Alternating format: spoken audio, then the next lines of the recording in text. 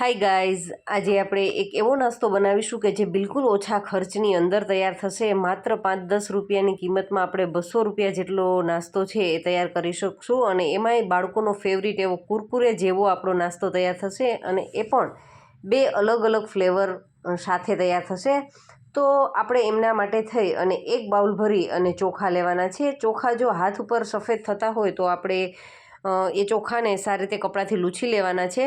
નહીંતર આપણે આ જ રીતે મિક્સી જારની અંદર એક મીડિયમ સાઇઝનું બાઉલ ભરી અને ચોખા લીધા અને એમને આપણે સારી રીતે પીસી લીધા છે. અત્યારે થોડા એ દરદરા છે, તમે જોઈ શકો છો.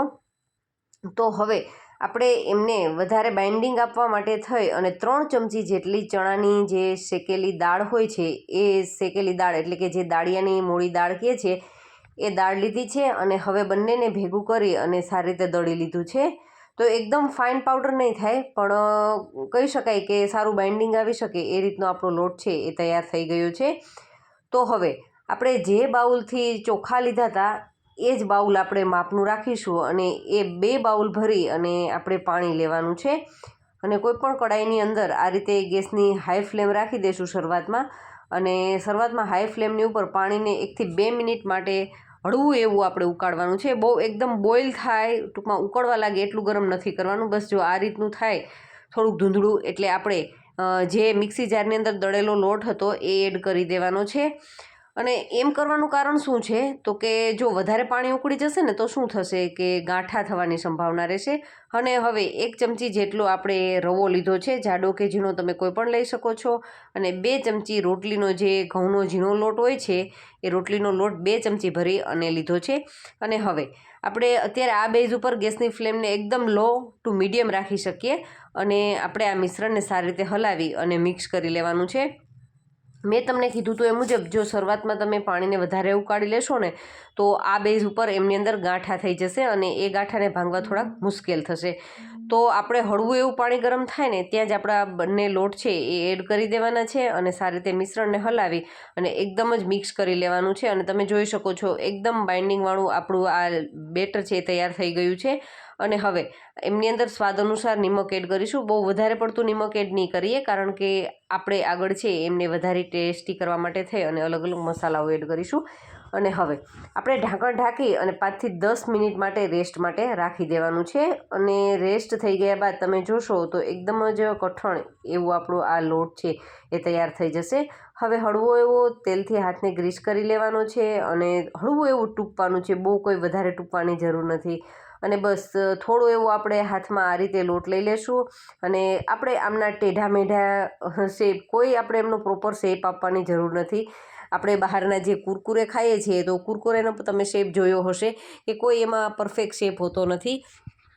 તો બસ આપણે એ જ રીતે આપણે આ નાસ્તાને શેપ આપી દેવાનો છે. અને જો તમારે બીજો કોઈ શેપ આપવો હોય તો પણ તમે આપી શકો છો, પણ આપણે એમને મીડિયમ થીક રાખવાનું છે. અને આગળ ફ્રાય કરતી વખતે પણ આપણે ઘણી ટિપ્સ છે એ ધ્યાનમાં રાખવાની છે, તો આગળ તમે વિડીયોને વોચ કરતા રહેજો. અને હવે આપણે આટલા ડીશ ભરી અને થઈ ગયું છે, તો પણ હજી આપણી પાસે ઘણો બધો લોટ છે બચ્યો છે, તો ઘણો બધો નાસ્તો છે એ તૈયાર થશે. અને હવે સાઈડ પર તેલ છે એ પણ ગરમ થવા માટે રાખી દીધું હતું, અને મીડિયમ એવું આપણે તેલ ગરમ કરવાનું છે. અને અત્યારે જુઓ, જ્યારે આપણે આ કુરકુરે એડ કરીએ છીએ ને ત્યારે ગેસની ફ્લેમને થોડી હાઈ રાખીશું, હાઈ ટુ મીડિયમ રાખી શકીએ, લો તો બિલકુલ જ નહીં રાખવાની. તો હાઈ ટુ મીડિયમ ફ્લેમની ઉપર શરૂઆતમાં આપણે બધા જ, અને તમે જુઓ કુરકુરેને કોઈ એક પીસ એડ કરવાની પણ જરૂર નથી. તમે આ રીતે 2-3 પીસ અથવા તો ડીશ ડાયરેક્ટ તમે એમની અંદર હળવેકથી ઊંધી વાળી દેશો ને તો પણ કોઈ ચોંટવાની સંભાવના નહીં રહે, કોઈ તળિયે નહીં ચીપકે, એકબીજાની સાથે પણ નહીં ચીપકે. અને બસ જો આ રીતે એકદમ સરસ છૂટા છૂટા આપણા કુરકુરે છે એ ફ્રાય થશે, તમે જોઈ શકો છો. અને હવે આપણે ગેસની ફ્લેમને થોડીવાર માટે લગભગ 1 થી 1.5 મિનિટ માટે હાઈ રાખીશું, અને ત્યારબાદ આપણે મીડિયમ ફ્લેમ કરી નાખશું. હવે એમ કરવાનું કારણ શું છે, જો શરૂઆતમાં આપણે લો ફ્લેમ કરીશું ને તો એ ઉપરથી તૂટવાની સંભાવના રહેશે. અને જો હાઈ ફ્લેમ ઉપર જ છેલ્લે સુધી આપણે કૂક કરીશું ને તો અંદર સુધી સારી રીતે કૂક નહીં થાય. એટલે આપણે હાઈ ટુ મીડિયમ અને લો ફ્લેમ ઉપર આપણે આ કુરકુરે છે એ ફ્રાય કરવાના છે.